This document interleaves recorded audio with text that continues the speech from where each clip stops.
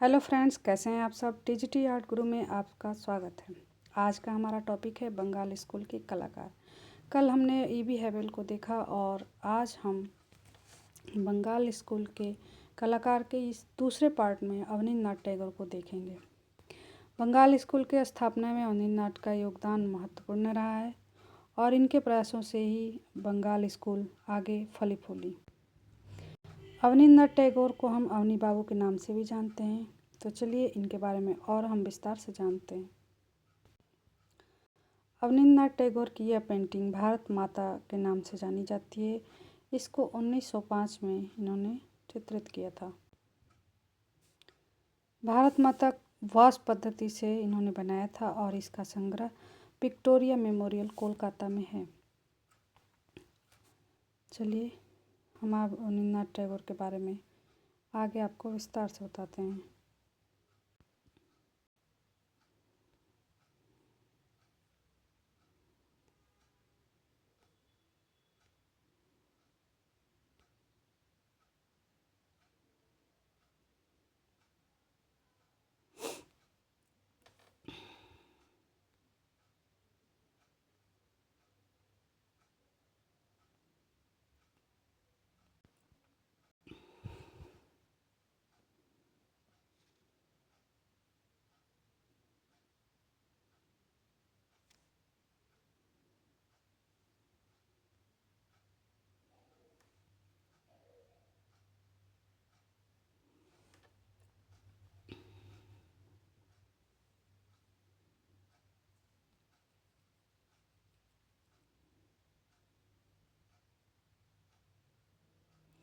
अवनींद्रनाथ के चित्रों की मौलिकता से प्रभावित होकर ईवी हैवेल ने इनको 1898 ईस्वी में government school of art Kolkata का उप प्राचार्य नियुक्त किया।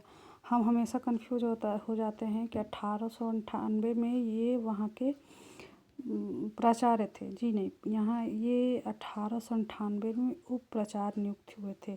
कहाँ के? Government school of art Kolkata के। और आगे इन्होंने इस समय अभिसार एवं कृष्ण लीला पर तैयार की गई चित्र श्रृंखला के साथ आपकी कला का नवीन अध्याय प्रारंभ हुआ।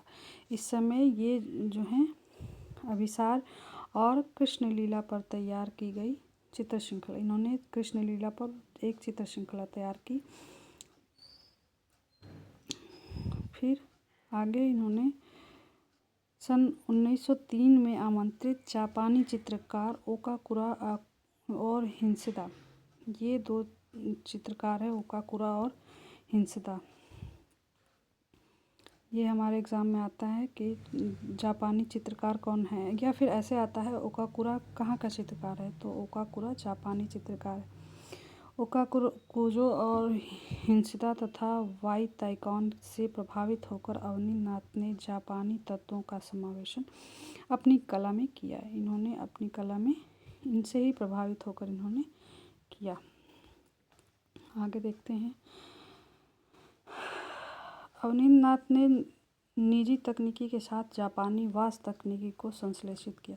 इन्होंने अपने जो इनका अपना निजी जो ये अपने जिससे अपनी चित्रकारी करते थे वो तो साथ में था ही, इन्होंने जापानी वास्तु तकनीकी का भी उसको देखा। अवनींद्रनाथ टैगोर कलकत्ता कला विद्यालय 1905 से 1915 तक प्राचार्य रहे। अब इन्होंने यहाँ पे इनको दिखाया गया है कि ये 1905 से 1915 तक प्राचार्य पद पे रहे। ये यहाँ पे 1905 में अवनींद्रनाथ टैगोर रिटायर हो गए। उसके बाद उन्होंने इनको प्राचार्य बनाया। उसके बाद सन 1907 में अपने भगिनी निवेदिता तथा सर जॉन वुडरॉफ के साथ मिलकर Indian society of oriental art की स्थापना की। वेरी इम्पोर्टेंट है ये वेरी इम्पोर्टेंट है।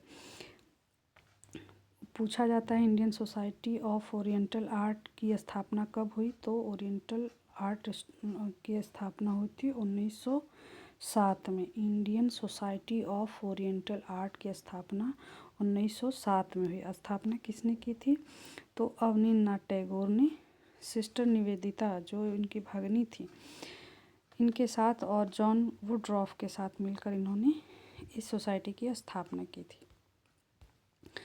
आगे देखते हैं। आगे अवनींद्रनाथ टैगोर की एक कृति है शाहजहाँ की मृत्यु। शाहजहाँ की मृत्यु इनकी फेमस पेंटिंग है। इसकी स्थापना नहीं, शाहजहाँ की मृत्यु का संग्रह जो है विक्टोरिया मेमोरियल कोलकाता में है। ये बना कब? 1913 में इन्होंने तैल रंग से बनाया। ये इम्पोर्टेंट है। 1913 में इन्होंने तैल रंग से बनाया है। वो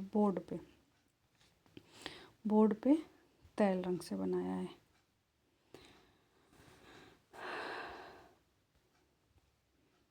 1919 में आर्ट सोसाइटी ने कला पत्रिका रूपम का प्रकाशन का प्रारंभ किया तथा कलाकारों के लिए विचित्रा क्लब की स्थापना 1915 में की। ये सबसे इम्पोर्टेंट है कि विचित्रा क्लब की स्थापना कब हुई? तो 1915 में विचित्रा क्लब की स्थापना हुई थी। अवनींद्रनाथ टैगोर ने सन 1995 में यूरोपीय शैली के कार्य किया, किंतु बाद तक ही इन्होंने काम किया था। जो उन्होंने यूरोपीय शैली में कार्य किया वो केवल 1895 तक ही किया, किंतु बाद में पैतृक संग्रह मुगल शैली के लघु चित्रों को अपने प्रेरणा का आधार बना। इन्होंने बाद में मुगल शैली के लघु चित्रों को अपने प्रेरणा का आधार बनाया, जिसका प्रभाव 1895 से लेकर 1900 ईस्वी के बीच दिखाई देता है। इन्होंने बाद में यूरोपीय शैली को छोड़ दिया और इन्होंने अपने मुगल शैली के जो लघु चित्र थे उनको ही अपनी प्रेरणा का आधार बनाया। राधा कृष्ण श्रृंखला के चित्र यूरोपीय एवं भारतीय शैली में समन्वय को प्रस्तुत करते हैं। जो इन्होंने शुरू में जो इन्होंने राधा कृष्ण श्रृंखला बनाई थी, चित्रों के संग्रह इनके थे, उसमें यूरोपीय प्रभाव और भारतीय प्रभाव दोनों दिखाई देते हैं। अवनींद्रनाथ टैगोर का चित्र शुक्ला अभिसारे पूर्णतः भारतीय शैली में बना इनका प्रथम चित्र है। ये इम्पोर्टेंट है। शुक्ला अभिसारे है, ये इनका भारतीय शैली में बना प्रथम चित्र है। कलकत्ता स्कूल ऑफ आर्ट में अवनींद्रनाथ सिनोर हार्डी, इनको हम लोग सिनोहर हार्डी बोलते हैं, ये शिष्य बने। ये भी इनके गुरु रहे। अवनींद्रनाथ टैगोर के गुरु आप नोट करते जाइएगा। ऊपर हम लोगों ने तैल चित्रण और की शिक्षा इन्होंने चार्ल्स पामर से ली थी, और इनके जो वो इटली के जो चित्रकार थे गिलार्डी, वो इनके यूरोपीय कला के प्रशिक्षण इनको दिए थे। आगे देखते हैं।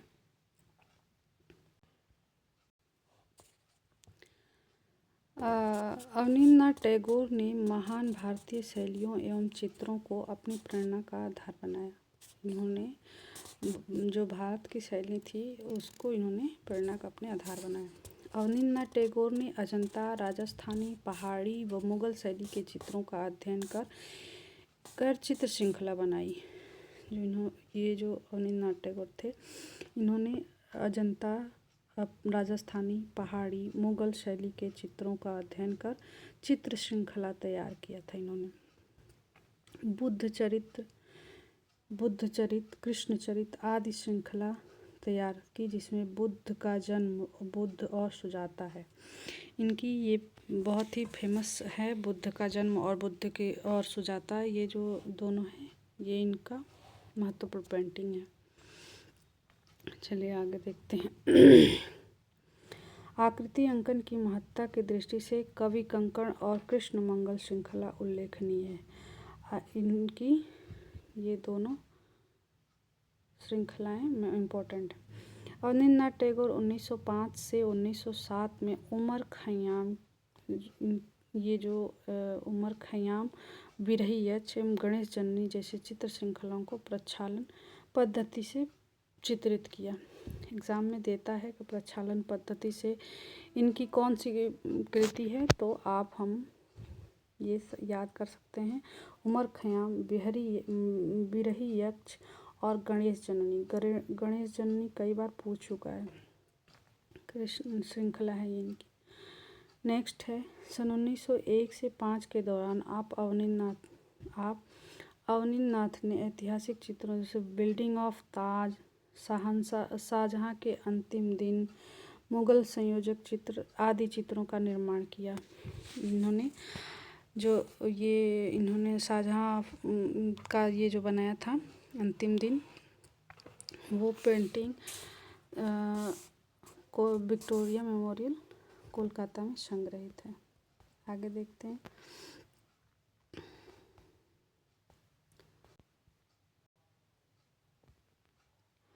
अवनींद्रनाथ टैगोर ने 1905 में भारत माता नामक चित्र बंगाल विभाजन के विरुद्ध आंदोलन से प्रभावित होकर बनाया। अभी हमने आपको ऊपर पेंटिंग दिखाई थी, वही भारत माता की पेंटिंग है जो 1905 में बंगाल विभाजन के विरुद्ध आंदोलन के रूप में उन्होंने, वहाँ से वो प्रभावित हुए थे, जिससे उन्होंने ये पेंटिंग बनाई थी, जिसका संग्रह है विक्टोरिया मेमोरियल कोलकाता में।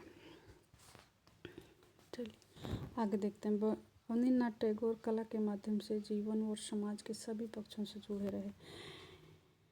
ये समाज के सभी पक्षों से जुड़े रहे। साहित्य, पौराणिक व धार्मिक विषयों के साथ अवनींद्रनाथ ने दृश्य चित्र, पशु पक्षी के चित्र, व्यक्ति चित्र, दैनिक जीवन से संबंधित चित्र भी बनाए।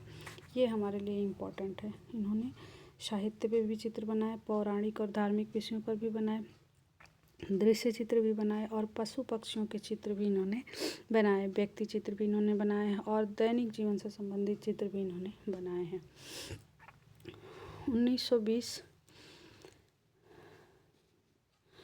1920 से 26 के दौरान अवनींद्रनाथ टैगोर ने पेस्टल रंगों का सशक्त प्रयोग किया।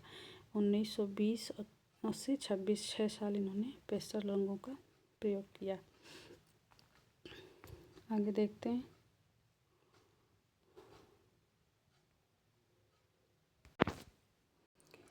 सन 1941 में चाचा विश्व कवि रविंद्रनाथ टैगोर के महाप्रयाण से मतलब है इनकी मृत्यु से, महाप्रयाण का चित्रण करने के बाद रविंद्रनाथ टैगोर ने तूलिका का त्याग कर दिया। अक्सर हमारे एग्जाम में पूछता है कि अवनींद्रनाथ टैगोर ने तूलिका कब अपनी त्यागी, तो उन्होंने अपना एक पेंटिंग इन्होंने बनाया था महाप्रयाण, जो रविंद्रनाथ टैगोर के चले जाने के बाद इन्होंने बनाया था, जो 1941 में ये भी आता है। महाप्रयाण कब इन्होंने बनाया था, तो 1941 में बनाया था। अवनींद्रनाथ टैगोर ने अपनी तूलिका इसी पेंटिंग के बाद त्याग दी। तो ये रहा आज का टॉपिक, बंगाल स्कूल के कलाकार में अवनींद्रनाथ टैगोर। तो आशा है आप सबको ये वीडियो अच्छी लगी होगी। अच्छी लगे तो भाई लाइक सब्सक्राइब तो बनते हैं, और इनके डिटेल शॉर्ट नोट्स भी हम शॉर्ट वीडियो में डालते रहेंगे, इसलिए आप हमारे चैनल को नए हैं तो सब्सक्राइब कर लीजिए। आगे हम असित कुमार हलदर को देखेंगे, जो बंगाली स्कूल के ही कलाकार हैं। तो आज की वीडियो यही समाप्त करते हैं। नेक्स्ट वीडियो में हम मिलते हैं फिर से असित कुमार के साथ। तब तक के लिए धन्यवाद।